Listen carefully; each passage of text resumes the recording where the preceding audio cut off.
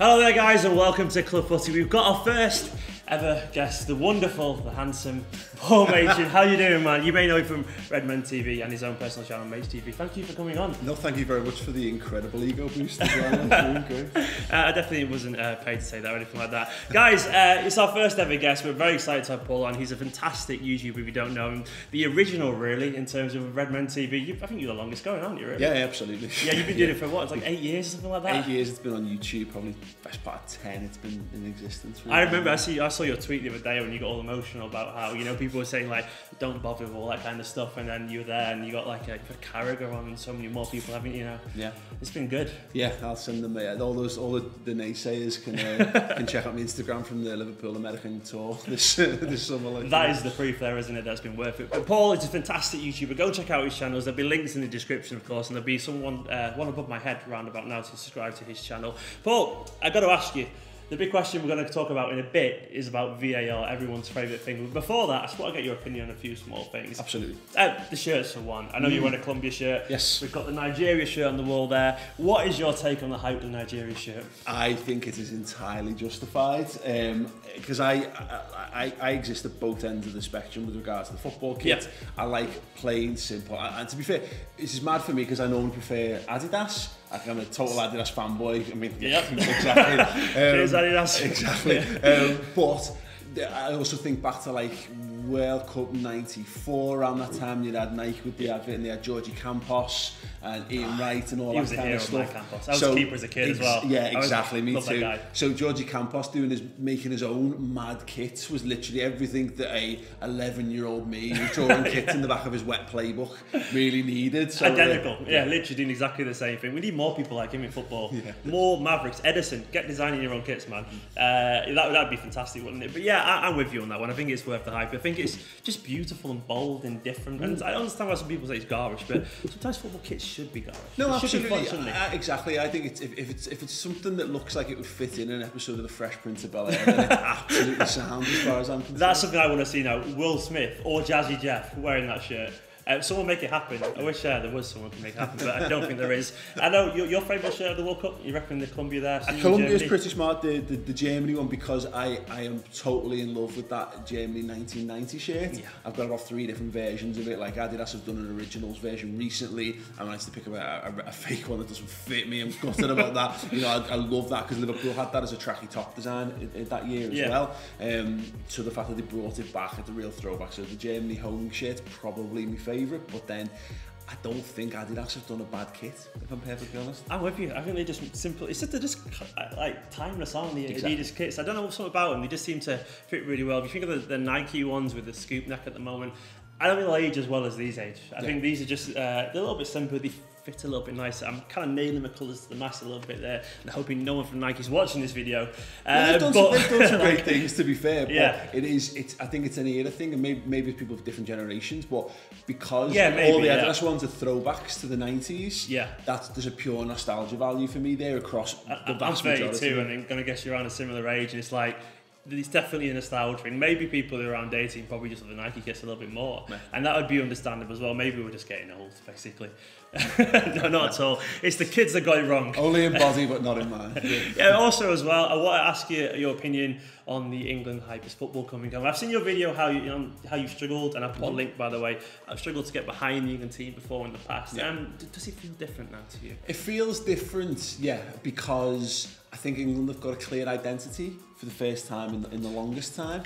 Cannot disagree. And rather than shoehorning a bunch of players who are literally almost contractually obligated to be in that team because they've been given the squad number 5 years. We're looking at you, Wayne Rooney. Well, it's not but exactly.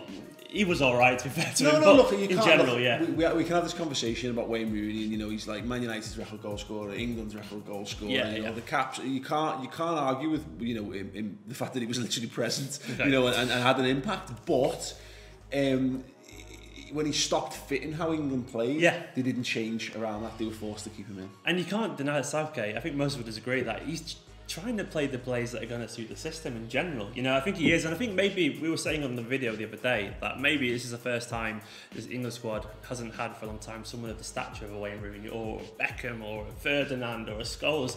This is a relatively humble squad. I mean, Harry Kane is possibly maybe, you know, you think obviously Hender's been in the European Cup final, then obviously a couple of City lads done really well this year. But in general, none of these are as big a name as the older players are that we think of. So maybe that's got something to do with it. Maybe it's a little bit easier for this squad to actually gel. Well, exactly. You know, you're not talking, when there's none of this talk and hype of a golden generation. Yeah. Everyone's gone in. Roy Hodgson lowered expectations because he should do, because he's a dreadful manager. But people thought, oh, I see what he's doing. He's lowering expectations. England are going to be really good. Oh, wait, he's just crap. No, it's just crap. And, but with Gareth Southgate, everyone looked at that squad and looked at the players who were going into it, and they looked at the midfield options and went, this team isn't that good. Okay, well, we will lower expectations, and I think people have done that, and they've done that well. And the fact that there's a lot of young players, and I think giving Harry Kane the captain's armband because he's a bit of a media darling to some extent. I was quite inspired in the end, to be honest. And there's also an argument to be said as well. We discussed this, that sometimes when you're hot, and like Harry Kane at the moment, everything he touches turns to gold, and you know, like maybe not that far. Don't touch the trophy. I'm sorry, I'm not Harry. Turns bronze now right in front of me. But Harry, like, he's kind of carrying the nation, but kind of humbly without too much expectation. You think about the coverage like the types of Beckham got before the World Cup, it was insane. Yeah.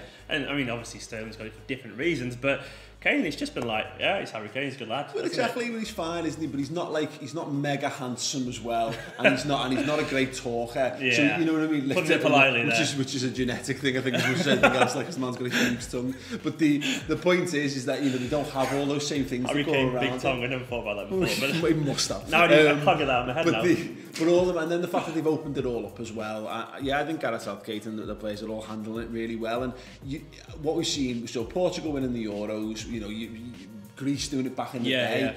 Yeah. England can't go into a tournament trying to beat Brazil or trying to beat Germany. Just be England. Just find a way that works and stick to it. And he seems to be doing that for better. I think we're better when we're just running on emotion, aren't we, as a country? We're quite an emotional country, even if we tend not to be. We are, really. And I think in general, that's probably why you can see bits of people starting to have a little bit of fun with England. And I guess you look at the country in general the past 2 years, it's been pretty negative, even like socially and economically and stuff. And sometimes you need a distraction. And at the moment, football does feel quite fun, and it's become a little bit tongue-in-cheek, this whole football's coming home thing. But you know, there's no harm with that. The English people are good at being self-deprecating, aren't they? Like having a laugh at themselves. And I think that's playing into where previously people actually believed it. Now there's actually a sense of just having a laugh and enjoying it. Exactly. Yeah, you know, I've seen it in comments of people going, it's coming home, lads, and there's people going, it's coming home, oh, beat Panama and Tunisia. Wait till you play a good team, it's like you're missing the point. Joke over you, Gif. You're like, totally missing it, aren't you? But let's go on anyway to the actual point of this video, the talking point that's been angering a lot of gammons. To quote Twitter lingo, Mark Lawrenson's livid, Alan Shearer's livid. VAR. What is your take on VAR? Going into this World Cup, absolutely detested VAR because I'd seen it firsthand.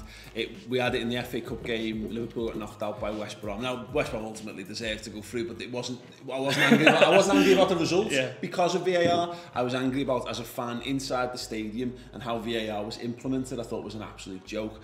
We've seen it this time around where it's not right. It's not 100% right, but it's so much better than our first look at it. The issues I had with it there exist far less prevalent now. I guess there's a lot more transparency, I guess, in terms of people. I think, correct me if I'm wrong, people seeing the replays.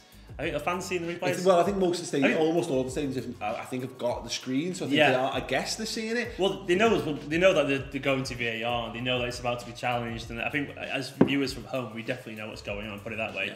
About in one or two instances, it's been relatively quick. I mean, you had some of the stuff in the Portugal-Iran game was a joke, and I think that's the first one and that's where people were kicking off. That's where Lawrenson was losing out, which was delicious. That header from a yard, that was good fun, wasn't it? I think Lawrenson's quite funny in a negative kind of, He does Liverpool's pre-season games, mate. Can you imagine a game of football? He's like that in a game of football that matters, that has interest, that most people will be excited for. You then get him to cover games that you just don't really give pay any great attention to. Biggest bugbear in football, people take pre-season games seriously. Like, get a grip. What is wrong with you? But stop moaning about pre-season games. You can imagine how just much Mark Lawrenson hates that. If he hates good football, imagine how much he hates pre-season games, and then you can imagine how much worse his commentary is. But anyway, I digress. Yeah, it's been fine. There's been a couple of instances that I've not necessarily agreed with, but great, because the big fear was, does it take the talking points out of football? No, no, definitely doesn't. Just change the narrative a touch. I must admit, the amount of penalties there are have been a bit boring, but you know, there's so many people going, oh, we only had 1-0 draw in the whole tournament, but how many have been decided by a VAR decision on a penalty? And you think that's not encouraging quality of football. It's encouraging just goals for the sake of goals. Exactly, that's going to encourage people to go, well, we could spend all this time crafting a wonderful attacking side, or we could defend for our lives and dive and hope for a header from a yard on someone's side. Exactly. I guess if one thing, it'll probably encourage a lot of casual American fans who are used to, you know, let's be honest, don't like ties. It's gonna be. They don't like no-nils in America. You know, they like scores, and I think some probably wouldn't be happy anyway until it turned into a baseball or a basketball score. But that's another take entirely. And also, it's ripe for corruption. If we're being totally honest, you can just change a game like that. But I'm gonna be honest, it's been kind of fun. Yeah. I guess I would say maybe using the World Cup as a test is a bit mad. Isn't this what the Confederations Cup is for? Oh yeah, something that no one cares about. You know, for a laugh, or put it in the Checker J Trophy or something. Yeah, exactly. With all due respect to Checker J Trophy, I can't really say that after I've just slagged it off, but I've said it anyway. But yeah, I don't know. It's kind of been fun. The last kind of question: are you enjoying this World Cup? Yes, I am now. I had a little wobble like a week ago when I was fatigue. I was reaching football fatigue, whereas I think all the final group is that because we work in football though, maybe. Maybe, yeah. Like, you know, this is your general downtime when you cover club football, particularly. But and also at life. You know, the last World Cup I had one child. I've now got 2 children, and that's a man. and the last game every night is at bedtime. You know, so it's been tough. But it's Croatia, Argentina. And exactly. Yeah. But it's the final round of these groups have all carried a real degree of interest. The Argentina game. You know, the swings, the whole the live table coming up and what it means, that kind of stuff. I think have really piqued my interest back in it again. It's been I've come back a lot more fun for me than the last couple of the World Cups, even if it's just because of the nonsense around me. But I think in general there's been more goals. I know it's probably because of VAR, but there's been stories, with Ronaldo and Messi and all that kind of stuff. And then some of the smaller nations being plucky, and in general it's been quite fun. But anyway, guys, that is this video for today. Paul, thank you for coming on. It's a pleasure having you, mate. Go and check out Paul's channel. There'll be a video that he's doing from our set over there as well. Obviously, there'll be links to this to subscribe to his channel. Just go and do it because he's a sound football fan. He knows his stuff. Hey guys, thanks for watching. Subscribe if you're new. Subscribe to Paul's channel. Like this video. Let us know what you think about all these things, and pay attention to our social channels because that shirt